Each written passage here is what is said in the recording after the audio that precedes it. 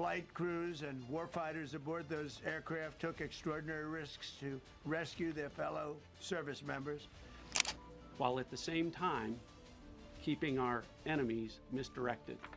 On the 3rd of April 2026, a U.S. Air Force F-15E Strike Eagle was shot down over Iran during a combat mission. Both crew members ejected from the aircraft.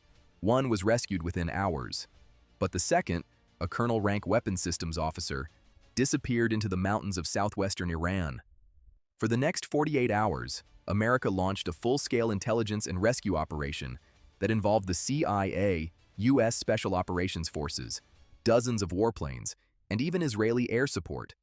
Iran, meanwhile, was doing everything in its power to find him first, and they came close. In this video, we are going to walk through every verified stage of this operation. What caused the shootdown, what happened to each crew member, how the CIA tracked the missing airman, how U.S. forces got him out, and why this mission has already become a landmark moment in the ongoing conflict between the United States and Iran. To understand what happened on April 3rd, you need to understand the context. By that date, the United States and Israel had been conducting sustained airstrikes against Iran for over 5 weeks. The operation was known as Operation Epic Fury. American air power had been hitting air defense systems and military command networks across the country. The F-15E Strike Eagle is one of the most capable aircraft in the U.S. Air Force. It flies with 2 crew members, a pilot in the front seat and a weapons systems officer in the back seat. The backseater, as they are sometimes called, handles targeting, sensors, and electronic systems. It is a highly specialized role. The jet that went down was assigned to the 48th Fighter Wing, based out of Royal Air Force Lakenheath in Suffolk, England. These are experienced, combat-proven aircrew. On the night of April 3rd, the aircraft was conducting a mission over southwestern Iran when it was hit. Iran's air defense network, which had been degraded by weeks of strikes, was still capable of targeting American aircraft under the right conditions. Iranian officials said their air defense systems shot it down. U.S. officials confirmed the jet was brought down by Iranian forces. It was the first confirmed loss of a crewed U.S. aircraft in this conflict. Both crew members ejected successfully. And then their situations became very different, very quickly. The pilot, the front seater, was rescued within hours of the ejection. A combat search and rescue team moved in, located him, and extracted him in a helicopter. That operation was dangerous on its own. The rescue helicopter was hit by small arms fire, but managed to stay airborne and land safely. But the weapons systems officer, the colonel in the back seat, was a different story. When both crew members ejected, they were separated in the air. By the time they reached the ground, they were reportedly several miles apart. And the colonel had come down in mountainous terrain, several thousand feet above sea level, somewhere in the mountains of southwestern Iran. He was wounded from the ejection. He could still move, but he was alone, in enemy territory, in rough terrain, and no one knew exactly where he was. The Islamic Revolutionary Guard Corps, the IRGC, moved fast.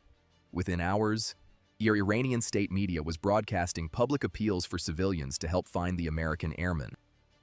A regional governor reportedly offered a bounty of $60,000 for information leading to his capture. Local nomadic groups in the mountains, many of whom carry rifles to protect their livestock, began forming search parties. Video from Iranian state media showed armed men moving through mountain passes, carrying Iranian flags. This was the nightmare scenario. Not a contained search and rescue operation, a full manhunt, with thousands of people looking for one wounded American officer hiding somewhere in the rocks. And the United States knew it. From the moment the colonel went missing, U.S. forces began one of the most intensive intelligence and rescue efforts in recent American military history. The CIA was central to this from the beginning. According to U.S. officials who spoke to multiple outlets, the agency deployed what they described as unique and exquisite intelligence capabilities to locate the airman. Eventually, those capabilities confirmed his position, hiding in a crevice inside the mountains, invisible to conventional search methods. At the same time, the CIA launched a deliberate deception campaign inside Iran. The agency fed false information to Iranian forces, suggesting that U.S. rescue teams had already found the airman and were moving him overland. While Iranian forces reacted to that false picture and became confused about where to look, the real operation was being planned. The colonel, for his part, was doing exactly what his training had prepared him for. Every U.S. military aircrewman goes through what is called SERE training: survival, evasion, resistance, and escape.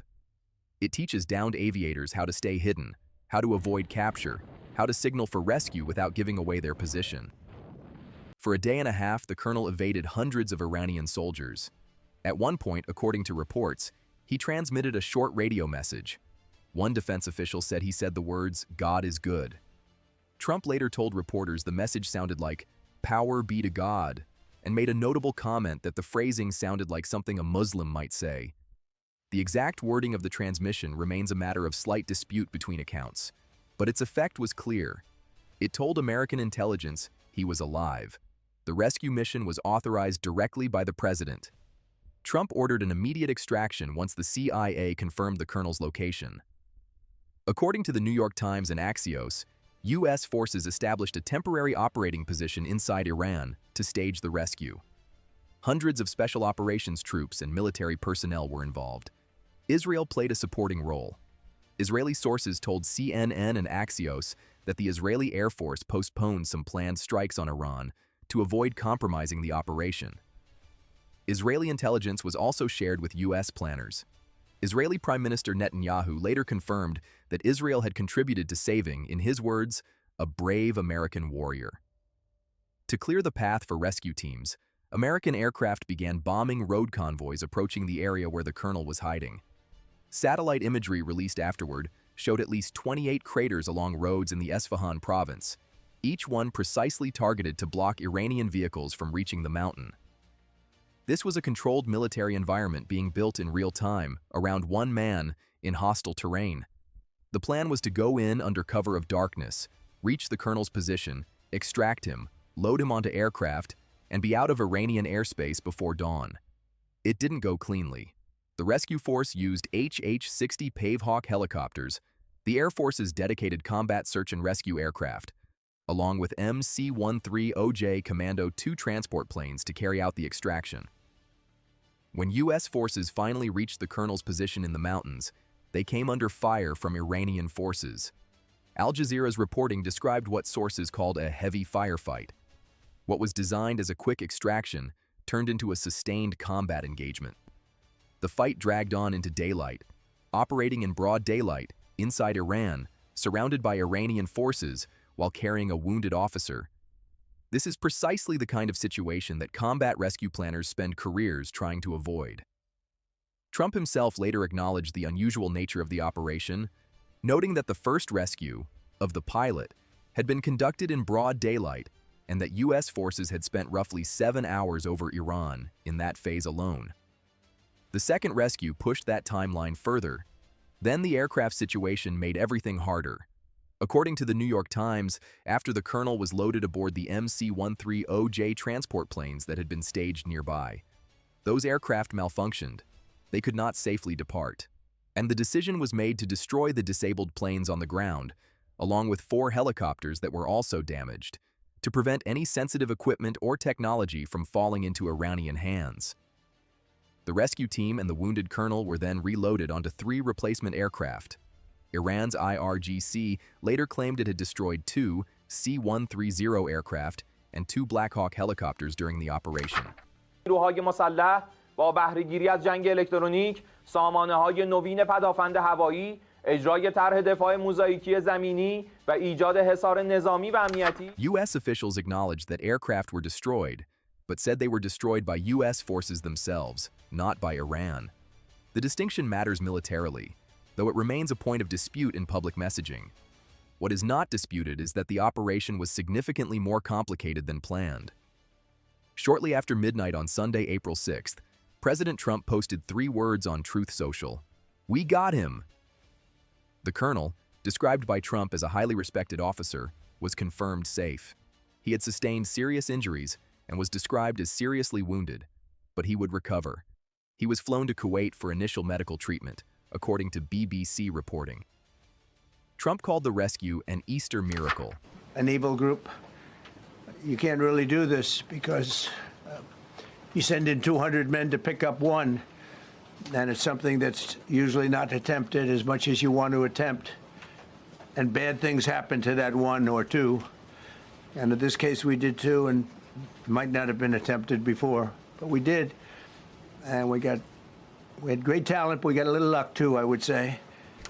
Given that the operation concluded over the Easter weekend, he credited U.S. forces, the CIA, and noted that what had just happened was, in his words, the kind of operation that is seldom attempted because of the danger to man and equipment.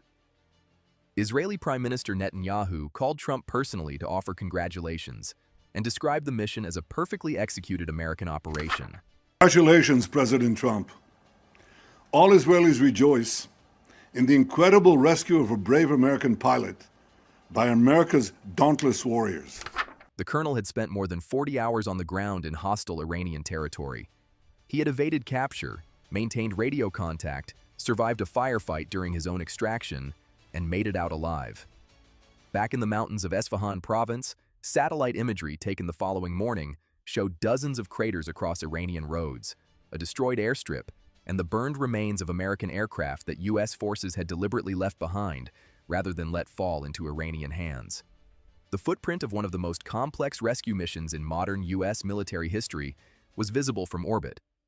This event matters on several levels, and it is worth taking a moment to think through each one. First, the shootdown itself. This was the first confirmed loss of a crewed American aircraft in the entire conflict with Iran. Prior to this, U.S. forces had operated over Iranian airspace with significant freedom. An F-35 pilot had sustained shrapnel wounds from hostile fire in March, but the aircraft made it home. This time, an aircraft went down inside Iran. That changes the perceived risk profile of the air campaign, and it confirms that Iran's air defense network, even after weeks of strikes, still retains the ability to threaten American platforms under certain conditions.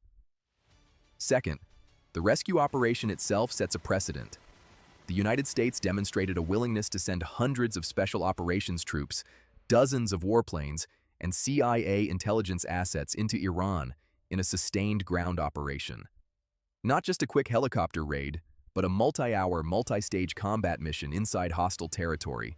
And the complexity of what happened over those 48 hours is remarkable. Third, the CIA's role deserves attention. The agency's use of a deception campaign, deliberately feeding false information to Iranian military forces to create space for a physical rescue operation, is a significant intelligence achievement. The official statement used language describing the CIA's capabilities as unique and exquisite. Whatever technology was used to locate one man hiding in a mountain crevice, invisible to conventional surveillance, it worked. Fourth, the involvement of Israel signals something important about the depth of U.S.-Israeli military coordination. Postponing their own strikes to avoid compromising a U.S. rescue mission is a level of operational integration that goes beyond standard alliance cooperation. And fifth, the Iranian response tells its own story. The bounty offers, the public calls for civilians to capture the airmen, the IRGC hunt. None of it was fast enough. The United States moved faster, with better intelligence, and pulled one of its own out from under their hands. Iran knows that now. So does the rest of the world watching. In the end, what happened in those mountains comes down to something simple. A wounded American officer used his training to stay alive. He hid. He evaded. He kept quiet when he had to, and made contact when he could. He trusted that his country would come for him, and his country did. It came with CIA technology, with special operations commandos, with dozens of warplanes cutting craters into Iranian roads to keep enemy forces away. It came despite malfunctioning aircraft, despite a firefight that stretched into daylight, despite hundreds of Iranian soldiers in the same mountains trying to get there first. Senior U.S. officials said afterward that this was one of the most challenging combat search and rescue missions they had ever seen, and they said it was successful. One man, in a crevice in a mountain, over 7,000 feet above sea level, in a country America was actively at war with, and they brought him home. There is a saying that goes back through generations of American military culture. No one left behind. It gets repeated so often that it can start to sound like a slogan. But over those 48 hours in Iran, it wasn't a slogan, it was a plan. If you want to stay up to date on Operation Epic Fury and the ongoing conflict, subscribe and hit the bell so you don't miss the next update. Every video on this channel is built from verified reporting, not speculation. If you found this useful, share it with someone who wants to understand what is actually happening in the region. We'll see you in the next one.